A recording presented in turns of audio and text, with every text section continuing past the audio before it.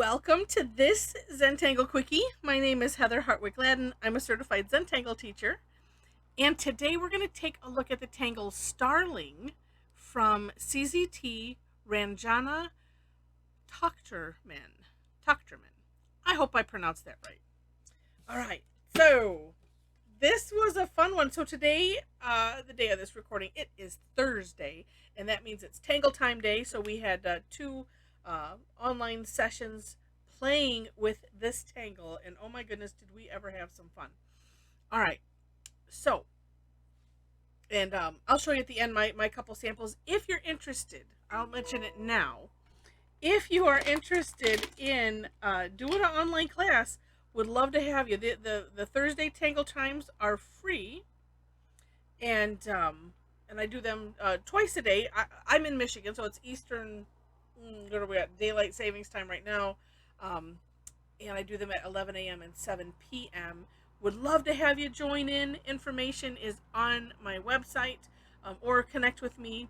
We have a lot of fun exploring tangles. So, all right, this one starts off with a triangle, but kind of a whimsical triangle. Of course, you can draw it however you would like to draw it.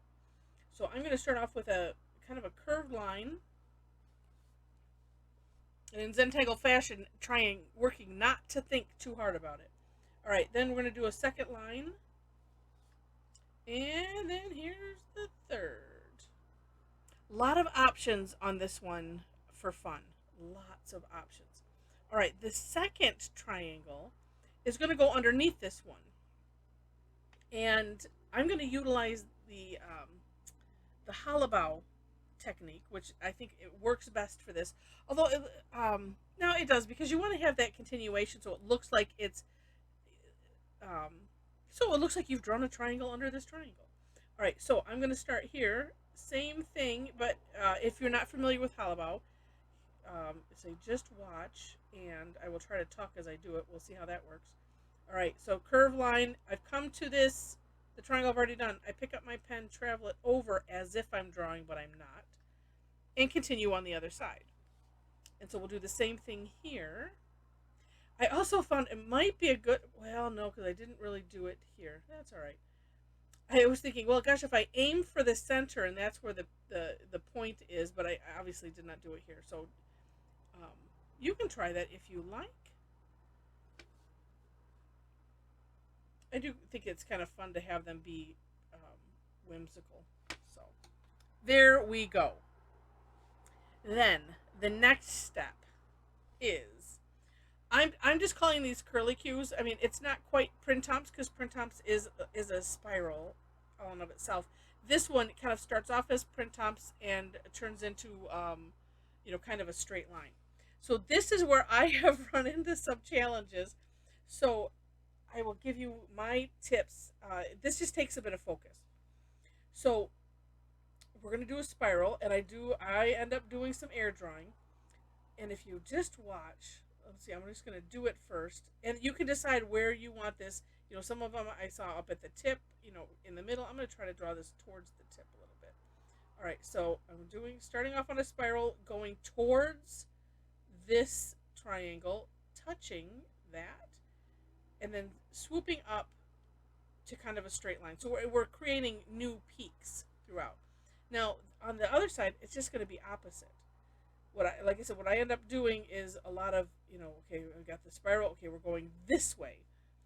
Oh, actually, this way would be probably counterclockwise. Maybe if I think of that, it will help. So a spiral going counterclockwise and up, and then we're creating a peak, just like that. And we're going to do this in every gap. Now, this is something where you can have a lot of fun with this, especially if you are, if you can end up somewhat planning where it goes. Let's see, or being able to direct it, and like where I'm having trouble, or I should say, trouble isn't the right word.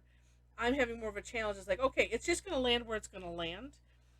But some people, have more control over that. Those are the people that I call artists. That's why I always say, nope, not an artist here, because I don't have that ability. I can do a lot of this stuff, but there are some places where I'm still growing, and this is one of them. All right. But then, with that, the whole objective of Zentangle is not worrying about it, just doing, and whatever happens, happens, and we don't worry about it. It just is. And and like I said, feel free to air draw. Another thought could be, and it made me nervous thinking about it, so I didn't do it.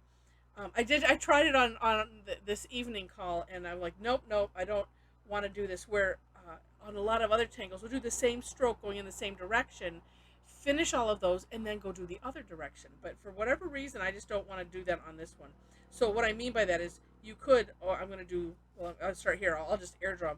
Oh, I'm just going to do the left side of each gap, and that way, you're doing the same stroke in the same direction, and it's less thought, less stress, and all of that. So if that works for you, then great. I wanted to make sure to say that just in case. Um, okay. And what is really fun about this tangle, and if you subscribe to my blog, if you go to my website, again, link is in the description section. Okay, this one is, golly, there, we're that way. All right, and that's what I said. This part for me just takes a bit of focus. So forgive me if I hesitate with my words. Um, this is such a neat tangle. Most because there's so many options and ways to make this your own. And then sometimes it's just, well, whatever happens happens. And so being that there's a lot of different ways that different things can happen, it can turn out different just depending. All right, last one. Okay,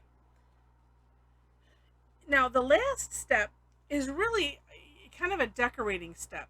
So at this point, you can decorate it however you want. What's nice is we would call this a reticula. So if you've heard that term bouncing around, and I've used it on these videos frequently, well, when it applies, and reticula is just um, it's a word for the structure that then you can put other tangles in. Rick and Maria wanted to find a word, because when we think grid, we think square, we think rectangle, but there are so many other types of grids that then we can do stuff in. So they did some thesaurusing, as I like to call it, and found the word reticula or reticulum. If you have the primer volume 1 book by Rick Roberts and Maria Thomas, um, it explains it in there and talks about it. So it's just neat. Well, and here's what Ranjana did on, and this is what I put this on the step out. So coming from this corner, this way, this will just get you started on the path of decorating. You can, and she had a little flare, so it was kind of more of an S shape than an aura. And let's do both sides here. And actually, I think I'm going to leave it. On hers, she kind of had a little bump here and then aura'd around it. And it's one of those entirely up to you and what you think you want to do with this part. And you don't have to do this, like this part at all. You could do something completely different. And if you look at the for more inspiration link in the description section, that takes you to, let's see, oh, I don't have it up to see where it's going. They go to basically the originator of the tangle, if it's their blog or wherever I found the tangle from. So you'll see her artwork and get some extra ideas. So there we have that, and then you could continue to aura that if you want to. Maybe we'll make another row, or no, let's do this. I'm gonna aura the whole thing like that.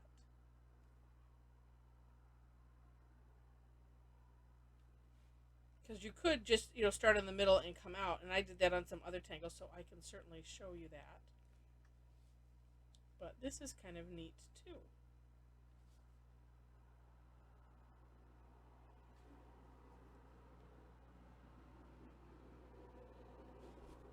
and you could travel that all the way up if you want.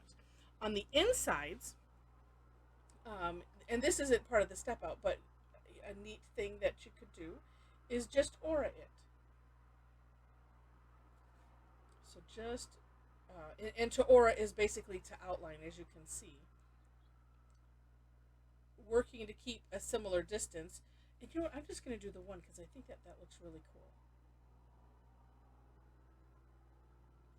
And then doing on the sides. And if you do like this where you're doing the aura, but we're essentially making it look like the whole underneath is aura as well. So thinking about the hollabout technique here too,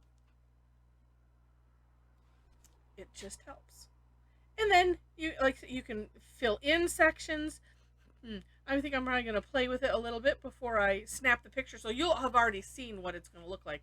And but yeah, I might have some fun. Oh, actually, before I do that though, let's do this. Let's do shading instead. Okay. I'm going to. What's neat about shading is that you get to kind of make this dimensional. And what I'm going to do is let's go ahead and just go all the way to the edge. Putting some graphite on the outside of this first triangle. Oops. And let's bring that out just a little bit.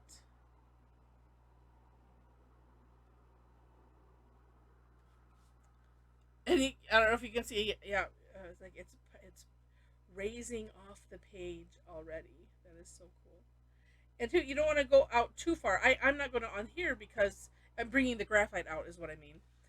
Because I have a small area, and in order to have cool effects, you kind of have to make sure that there's a place for having natural tile color. All right. Then let's do this.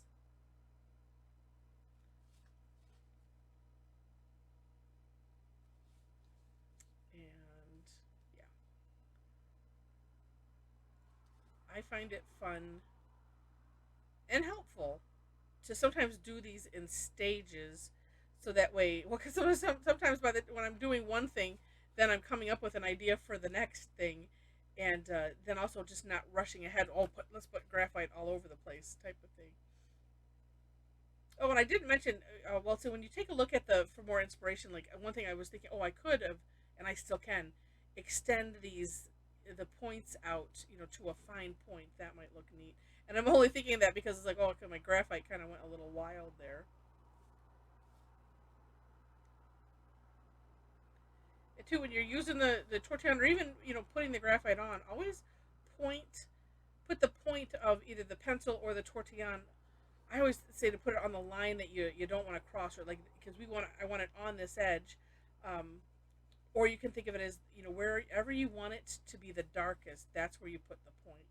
Versus like shading it here. It's like, no, it just doesn't seem to necessarily work as well as this, putting that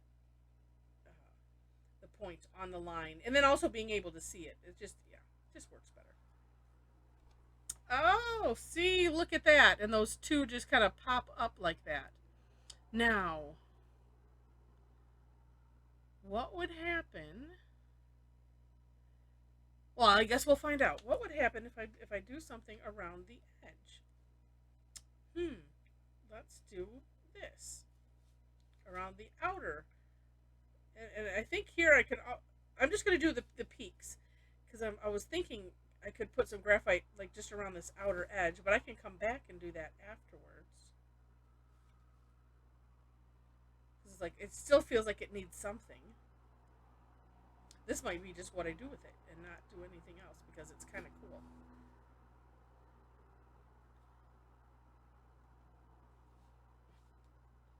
And I'm only kind of bringing the graphite, I'm not going all the way down and around, just kind of down just about where the spiral starts. Not that it matters, I just wanted to let you know. So in case you're not seeing it close up. And then too, we'll see if it makes any difference. Although, you know what? I'm going to guess it's probably helpful to have it blend in with kind of what's already there. Let's see. Where is this one? Yep. So I'm just going to take that in so it blends in with what we've already done, because it makes sense. And then it has some nice flow.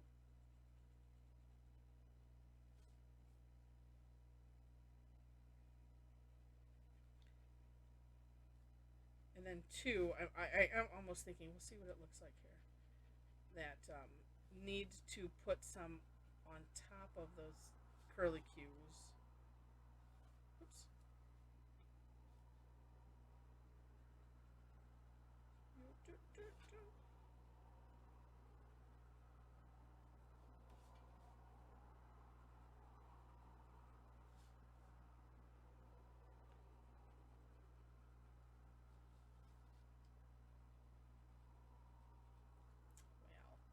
yeah, this one is just a little thin one, and it always makes it a little bit more difficult.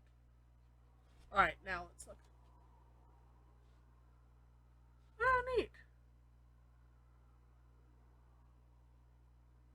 neat. Okay, and just because I said, and now I want to see what it looks like. We'll see. Oh, sorry if I'm dragging this out, but I'm not really, because I would have done it anyway. And see, like, this one is already kind of covered.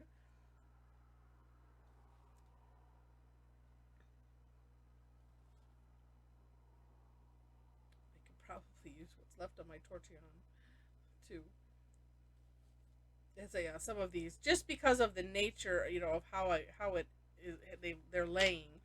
Some of them are already covered. But here's what I'm going to work to do. The ones that aren't, I'm not going to go. I don't want to go. Don't want to go inside here unless there's already graphite there. I'm going to leave that, but I'm working to not put any more. And so that kind of creates a neat effect too.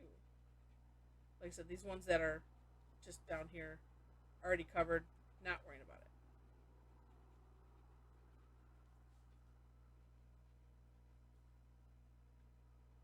I'll tell you what is amazing.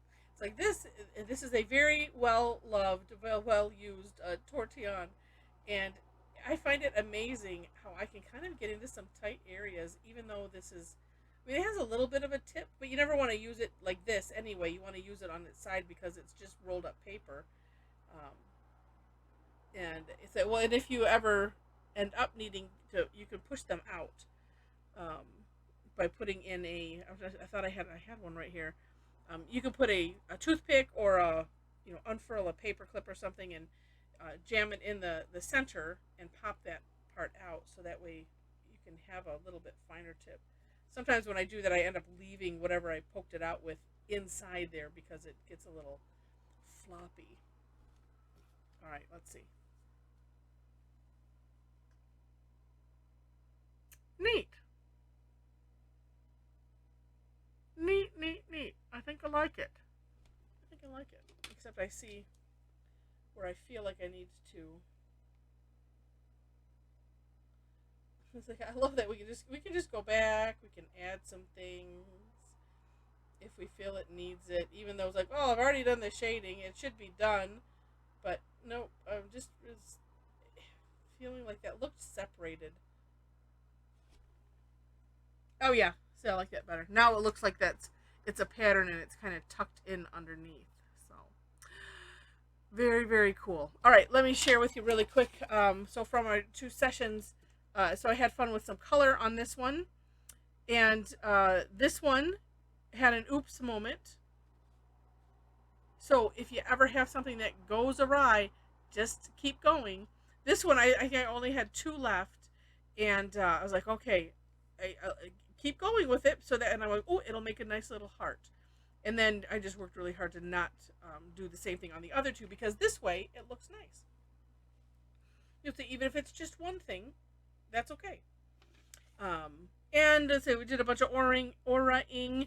This one on the tops, I aura'd in and then filled in the center. Still some work to do on this one, but just want to show it off.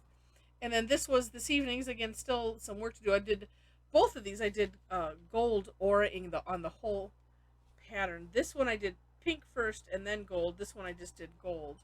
And sometimes it's nice to to do a complete aura around the whole pattern, it just finishes it off interestingly.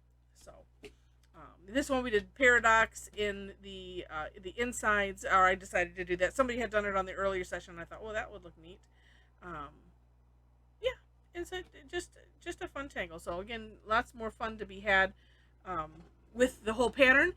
Again, if you subscribe to my blog, when I send out the recap from today's Tangle Time sessions, then you'll see all of the beautiful artwork, links to the replays of the video, including this Quickie video.